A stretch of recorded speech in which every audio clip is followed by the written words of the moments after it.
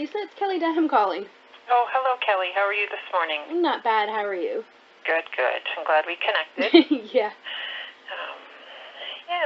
So I guess there's a couple things, but what are your questions?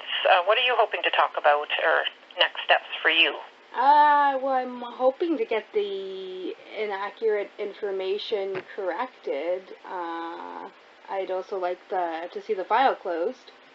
Okay. So those two processes will unfold before the court. So we have a court date tomorrow, where that will be your opportunity to discuss with the courts and with us what you feel is the inaccurate information. So the papers that you gave to us, you can respond with, what you think is inaccurate. Yeah, no, I already did all of that. Okay, so that's good. So that will start to unfold tomorrow. And then what was the second piece was your file disclosure? Yeah. Your file disclosure. So that's a process, Kelly, and so that is in the queue here at the agency. So we have a number of files where we provide disclosure. So it does take some time. I can try and get an update as to when it's available. Now, I'm planned to be at court tomorrow, so I can perhaps have that information for you then. I just need to make some phone calls to see when it's ready. Okay. How long does it usually take to get a file disclosure? Well, it really varies. We have some file disclosures that are court-ordered. So those court-ordered disclosures happen within 30 days. Other disclosures often take longer, but yours has been in the queue. So I don't think that you're starting from scratch. Your name is on the list, but I need to get an update. So it's the court-ordered ones that get the priority because the court has ordered, the disclosure, right? So yours hasn't gone through that process. Yours is a request that then goes in a queue. It goes in a line of who goes next, and so we have dedicated staff that actually do that work. Okay. Pull all the records, and then they have to go through all the records to ensure that there's something not in there that was confidential. So there's certain things that you're not privy to that have to be taken out. So, for example, a referral source, if that was a confidential private referral, then that has to be taken out. Okay. Person's name and address and all of that. So there is a process. Okay. It just seems like, I made that request on the 19th of last month. The month before. It was in June, so June 19th, yeah. And Kelly, I appreciate that seems like a long time, but I just to confirm it does take the agency a while to do it, and there are many files that we're doing. Nearly 2 months. This is important information, and it's about my kids, and it's about me looking after the best interest of my kids. This delay seems just wrong and not in their best interest. When we're in court tomorrow, are you going to have an attorney, a lawyer with you tomorrow? Absolutely. Pardon me? Yes, I will.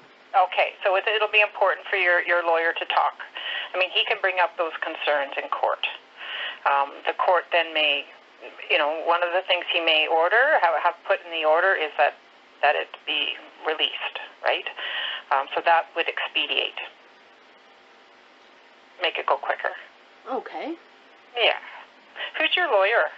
Well, we have, I have a lawyer, and then Derek has a lawyer.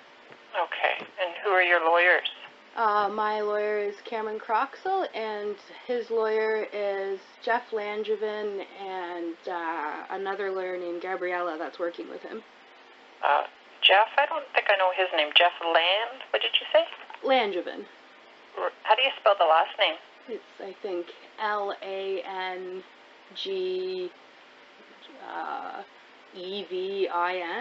It's a guess. Okay, yeah, that's fine. And Cameron Croxall, and I know him. Okay. So the other thing, Kelly, I need to let you know is that you will be assigned a new worker. Okay. Marian Ratzinger has changed positions. She's now in a different division. I'll be introducing you to your new worker tomorrow. And her name is Mary Beth Zeman.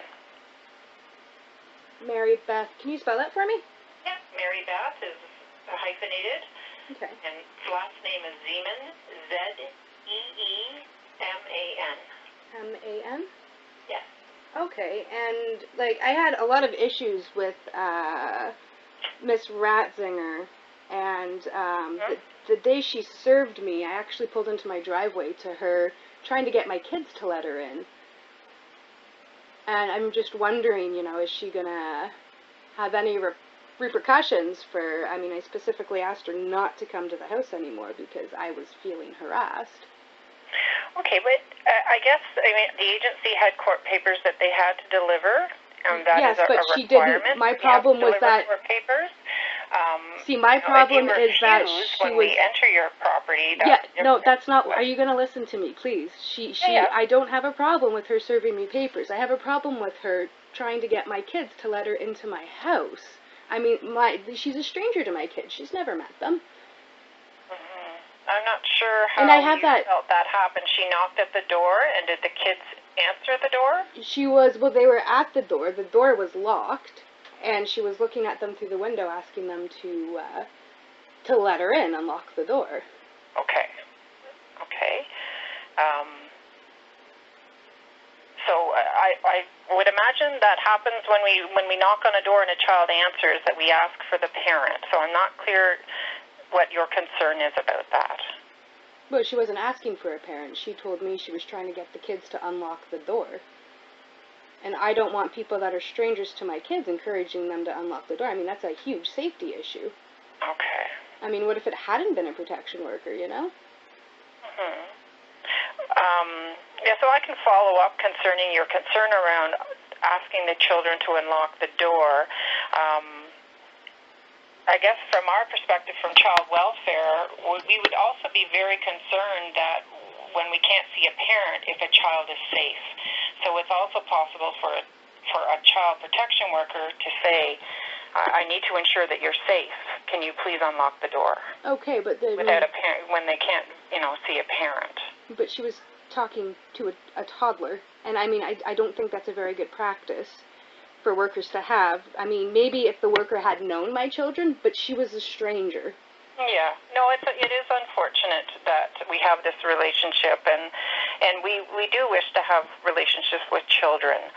But Kelly, I think we're probably going to land on disagreeing around your concern. A child protection worker does go to attend homes. It's unfortunate that your child was at the door, and it was her role to see that a parent was there. Right? So, I mean, we do want to work with you, Kelly, and we are before the court tomorrow. So if you wanted to work with me, I mean, it took 41 days after requesting the concerns and the basis for it. It was 41 days until I actually got it. And after I responded to the concerns, it was 10 days later before Miss Ratzinger acknowledged even receiving my concerns, and then 2 days later, she filed the motion. So, I mean, it just seems to me, and when I look at the standards, and it does say, an investigation can't exceed 2 months with all the extensions, and so they were last here May 1st, so that motion was filed July 2nd. So to me, I'm thinking that she filed the motion not in my children's best interest. She filed it to cover her butt to meet the standards.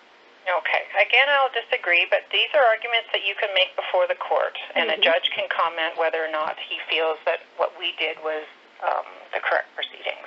And other concerns I have, it's full of errors, the paper she did serve me, and Ms. Ratzinger has lied in her affidavit, and, I have the phone conversations recorded and time-stamped, and, isn't fairly certain it's perjury to lie in an affidavit.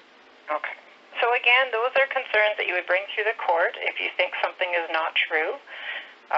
We are certainly willing to discuss what you think is not true. Well, I mean, June 19th, I brought up before anything was before the court, and and I wonder, too, did she file the thing? So I couldn't make a complaint, because I can't complain to the board or anyone else, because you guys have brought it to the court. just seems like none of this is done in my children's best interest. I have been compliant. Yeah, I guess, Kelly, it's unfortunate that we haven't been able to work with you. So our next step... You haven't been willing to work with me. I have been more than willing to send in documentation. I'm involved in every agency out there for my children. Okay. I've explained Your perception is that you have been willing to work with us. Yes, I have emails. I have lots of emails to Marian Ratzinger. Okay. But we don't. But communication doesn't happen over emails. What's important for child welfare is that we have face-to-face contact with you and your children. Well, that's how we assess child safety. Okay, but I mean, you wouldn't. She refused to communicate via email, and I mean, you know.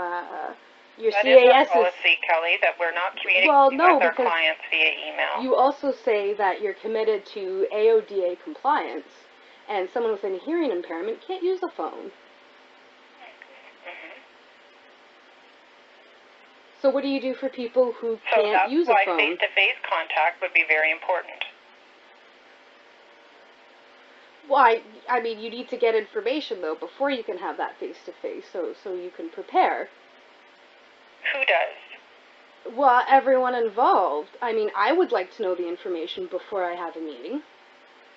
And that's all I've been trying to do is get information. The interview process is about is that we meet with you to discuss our concerns, and you provide us with a response. Well, I can't. What face-to-face contact would do. Well, it just seems to me, I mean, and this is my children, I would like to have all the information and have time to prepare a response. So I can be thorough, so you guys can see that I do have my children's best interest at heart. Okay. So, Kelly, I guess our next step is that we're in court tomorrow. Many of your concerns will be addressed there. A judge will be speaking about the next steps, if he's in agreement with our application or if he disagrees. So, the next steps will be before the court. As I said, I will be at court tomorrow. I can certainly give you a timeline for disclosure. I'll also introduce you to your new worker, Mary Beth. Yeah, her name was Zeeman? Correct, yeah.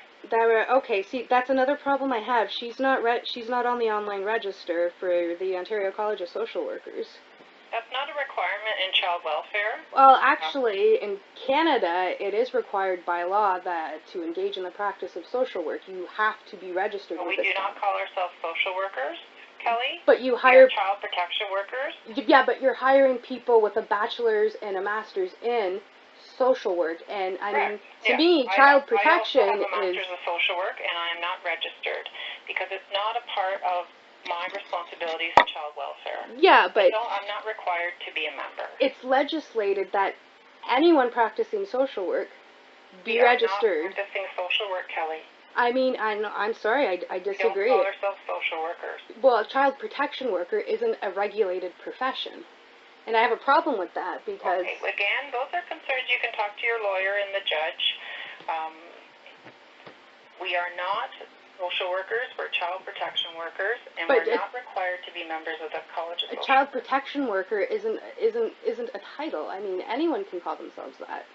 But those are titles that are actually prescribed by the province. But they're not regulated by the province. Well, child welfare is highly regulated. But the workers aren't. And the workers are the ones... I would disagree. So before the court, their affidavit material would be reviewed by judges. We do have audits that look at our work and our adherence standards. You don't have a regulating body that makes people accountable. We do not have a regulation. I mean, this worker, Miss Ratzinger, I can't make a complaint to her about her. Her certificate was suspended in 2002. I can't even make a complaint about her. That's right. She's completely unaccountable, which means she can basically do whatever she wants and not face any repercussions. Not true, Kelly. That's not true. Well, Kelly, disagree. I think it's important that we attend court tomorrow, and that'll be an important time for the court to decide whether or not we have a role with your family. All right. Okay. All right. Well, I'll meet you. So court's at 9:30 tomorrow morning in Perth. Yep, I know. Okay. See you then. Bye-bye. Okay, bye-bye.